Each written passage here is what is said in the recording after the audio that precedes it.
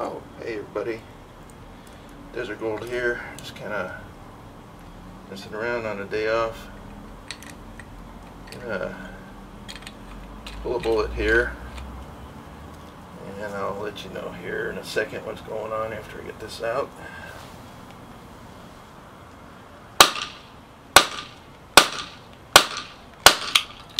There we go. Alright, let's go inside and show you what's going on. Alright, so I just got done pulling a bullet apart, and I'll explain what I'm doing here. I was sitting around mulling things over. Began to wonder, you know, I'm a big fan of the Talon series by Winchester. The bullets are just devastating upon expansion. Had some of these 180 grain T series 40 Smith & Wessons. They're the supposed to be the Plus P series. The lot number, or I should say model number, I don't know if you can see it, it's the RA40T. T obviously for Talon. The Talon series bullet is a descendant of the original Winchester Black Talon series. This is a pulled 165 grain Talon from one of the 165 grain Ranger T 40s that I have. This one here is the 180 grain. The only difference between today's Talon series and older Black Talon is obviously the black Teflon coating that covered the old Talon bullet, the one that led to the demise actually of the round due to the bad publicity it received as its cop killer, armor piercing reputation. Anybody with any true knowledge of a hollow point expanding bullet would understand that any kind of round that opens up with any kind of decent expansion will not penetrate Kevlar or bulletproof vest. I don't care what kind of coating is on it. But the public and the media prevailed in that, and Winchester pulled the Talons for all practical purposes as far as the Black Talon was concerned, and came out with the Ranger T series. And this is basically the same bullet with without the black Teflon coating. So my quest is that you know, I'm a big 10mm fan, and if you hunt high and low, you won't find any 10mm round with a Talon bullet in it. And that just became a challenge for me. So, you know, my good buddy here, the Glock 29, is always looking for new food.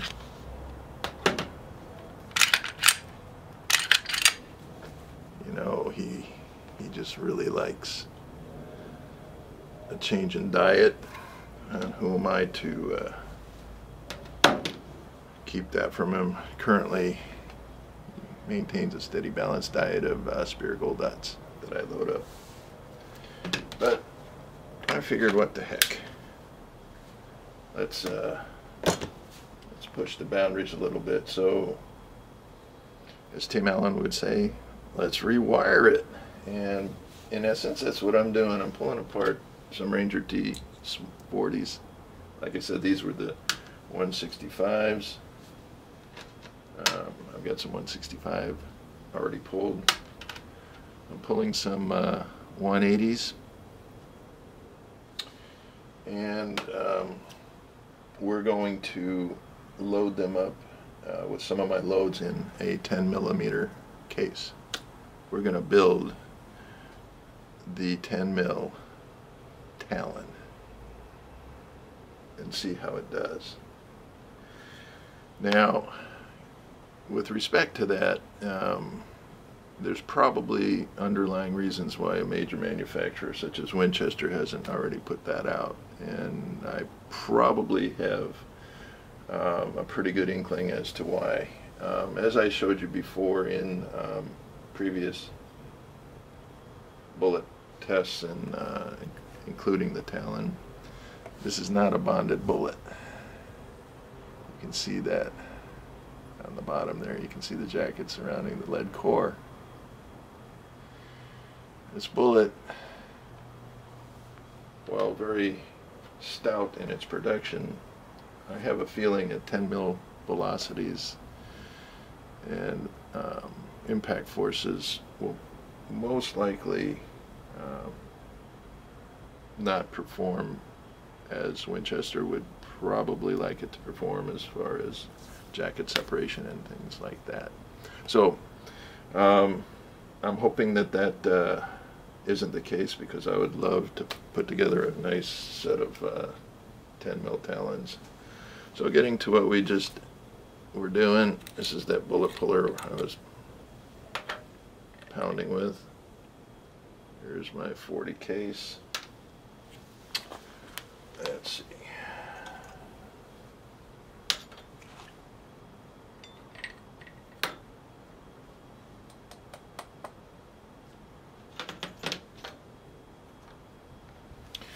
And there you have 180 grain Ranger Talon bullet. And looks like their powder is not WST. I'll look into which one that is, and we'll go from there. It doesn't really matter because I'm not going to use that. You know me and 10 mils. I am a fan of either Blue Dot or 800X. You're going to see probably both powders in my load. So I'm going to put some rounds together, different bullet weights, different powders, and take them out and run them through the gel block, see how they do. We'll go from there. I'm waiting for the desert heat to die down so I can get this gel blocks out in the desert again without them turning into puddles of gel. So let's get set up here for a second. And alright, so you see I've got my Dillon 550. Already put the shell plate in, so that part's ready. And if you look up here, I'm sorry if I'm going to make anybody nauseous here, but see, I've got all my setups ready to go. I've got the 10mm right there. I've got the 6.8. I just got done doing some of those. 5.56. The back there, I've got some. That's my 50 Beowulf. What do I got back here? I've got the 454 Casull, 45 ACP, 9x25, 308, you know, on and on and on. The neat thing about the Dillon setup is you can get a pet load like I have for the 10mm and my 45 and my 454 and have everything all set up. Your powder funnel, your dyes are preset, and all you have to do is take the entire package, put it into your press,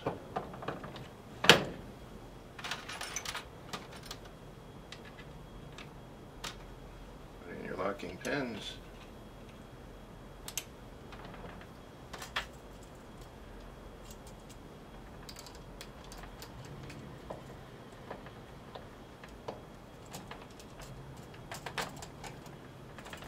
And you are all set to go. From this point, it would be a matter of powder choice.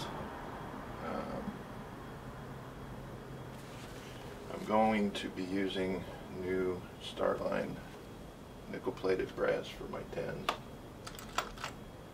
and I'll be getting that stuff set up here using large pistol Magnum primers, and then the choice on which of the powders I'm going to start with. I'm leaning more towards the blue dot. I really like that powder right now as far as ease of metering and explosive force. So give me a few minutes here and we'll get the initial load started. Alright, so I've got all the players ready to go. I was thinking about this when I was setting it up. I thought I'd just turn this into sort of a basic reloading review. I'm sure you guys have all seen plenty of these, but anybody getting into reloading, I've gotten a lot of PMs from new reloaders. It never hurts to always review basics, because that's where your foundation starts. So let's start with some basics. Basically, we have your primers. We are using like I said, the large pistol. Magnum CCI is a very good primer. Good Magnum primer. We use their 350s. Brand new Starline nickel-plated brass, like I mentioned earlier. And the main star of the show. Here we go. Yes, sir, Mr. Blue Dot.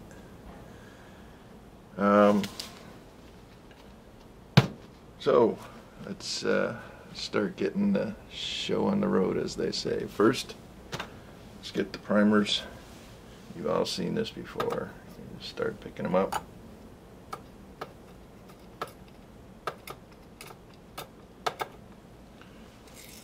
Alright, get them loaded into the primer tube. And then we shall begin with the fun.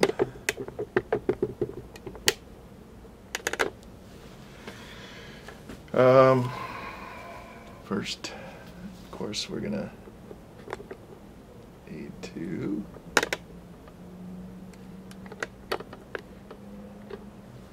add a little go-go juice for these things. So Mr. Blue.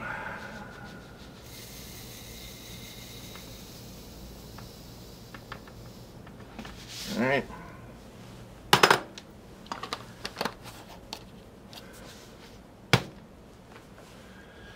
And you're all familiar with the procedure. Station 1 is sizing, or resizing I should say, and decapping. Station 2 is powder. Station 3 would be bullet seating. 4 die press. Station 4 would be crimping. And if you've watched my previous video on to crimp or not to crimp, part 2, you will probably already have the answer on this one. This is obviously the straight wall case.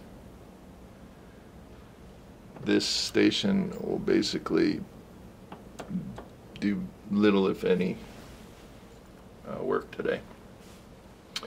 Alright, so let's see if we can get the first round on the road here. Now,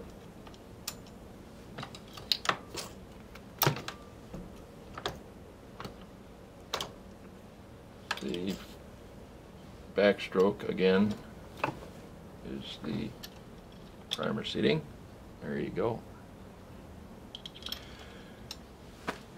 It's a progression press, as they say, so the next round goes in. And this is where the powder will be dispensed into the second stage, and a slight bell will be put on the case itself. Procedures for station 1 are repeated, as would be expected. And so forth. Now, in that, I do not recall which powder I was using last with 10 mil, and even if it was this blue dot, I would want to check the loads on the first few rounds so that we can gauge what powder went in on the first dose. Normally when you fill an empty powder funnel, the first few meterings are going to be fluctuating anyway, so that you also want to make sure that, especially in this kind of a caliber, that your primer is fully seated. So what I'm going to do is we're going to check the weight on this first load.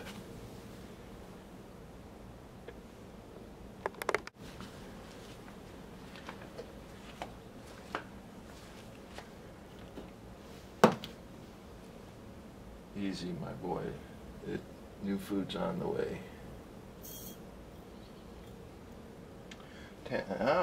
11. 11 grains of blue dot right on the nose. Now, I get a lot of requests for load data on different calibers. And those are very difficult questions to answer, not because it is a confusing question, but because there are so many different types of weapons out there.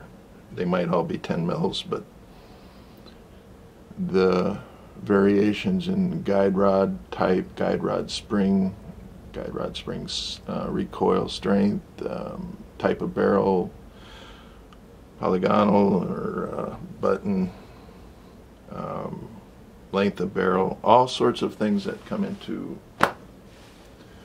effect on the final outcome of a fired round need to be considered when putting a load together. So if somebody asks you, what is your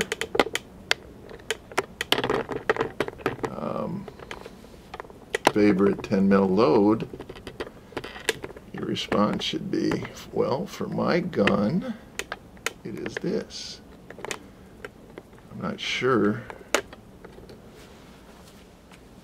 if you should start with that load in your gun.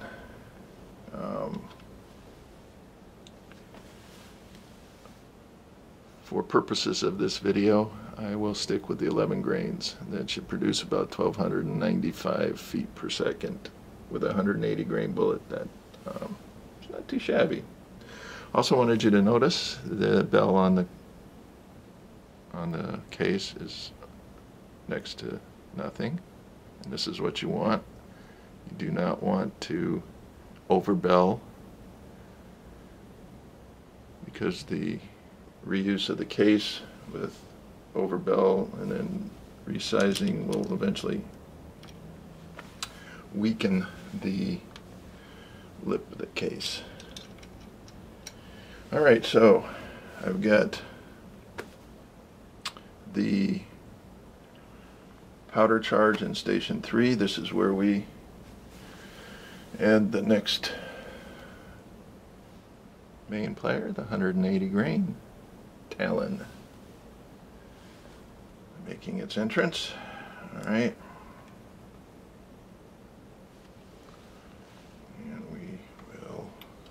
See that?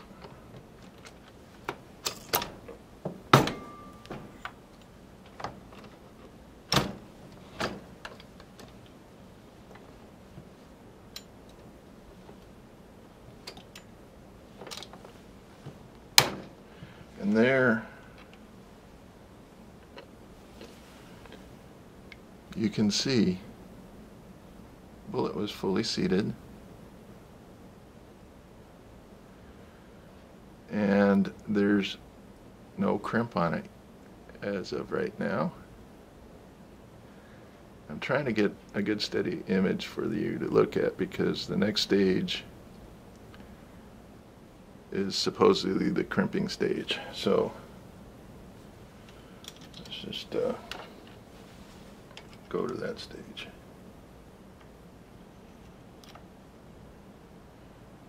In 1 second. You always want to, like I said, double check your loads. I'm going to quickly give this a weight check.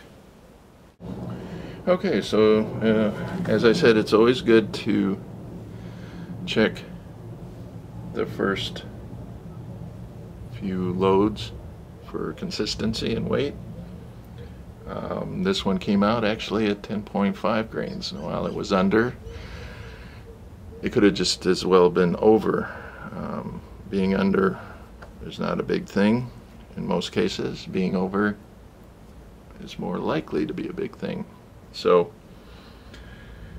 always check and get a uniformity when you first load up your powder funnel, and then routinely check from time to time to make sure it's maintaining the stability on that. The reason for this is obviously safety, but also it will play a big factor in your final results on accuracy. So always try to keep an eye on that. Sorry about the background noise out here in the garage. The street's a little busier than normal. Alright, so take another 180 grain. We'll seat that.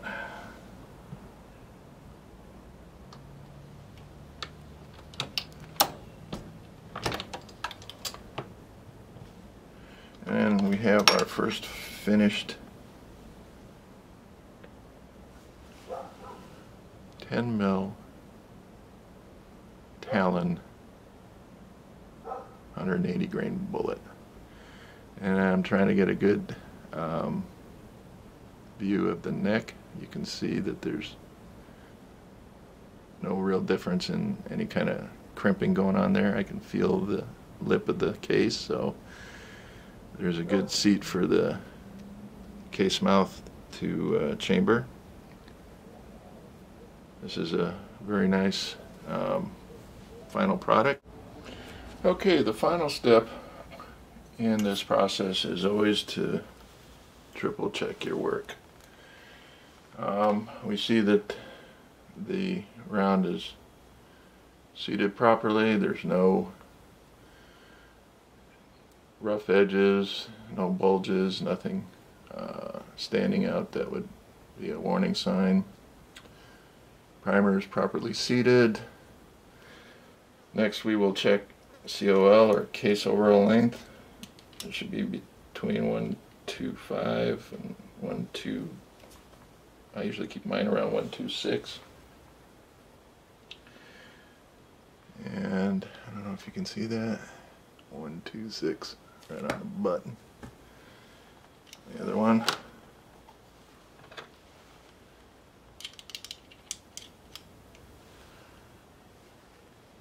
126 right on the button. The other check, you know me from other videos, I want to check chambering functions. Here's a Lone Wolf 10mm barrel. They're known for their tight chambers. Use this as a quasi case gauge, and you can see it is dropping right in. Okay. Same with this. You can See, it sits below the rim. If we really want to get heady about it, it's just I know you safety Sallies aren't going to like this, but let's see. All right.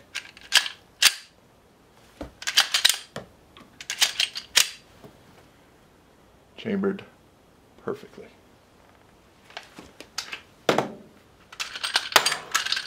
And it's now clear. So we have gone from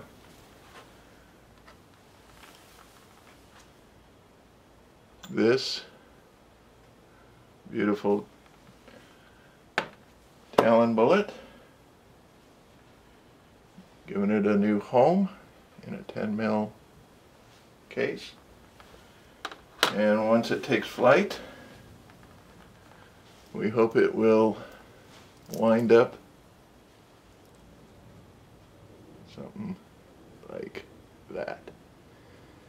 A true Talon. You guys have a good day. As always, have fun, be safe.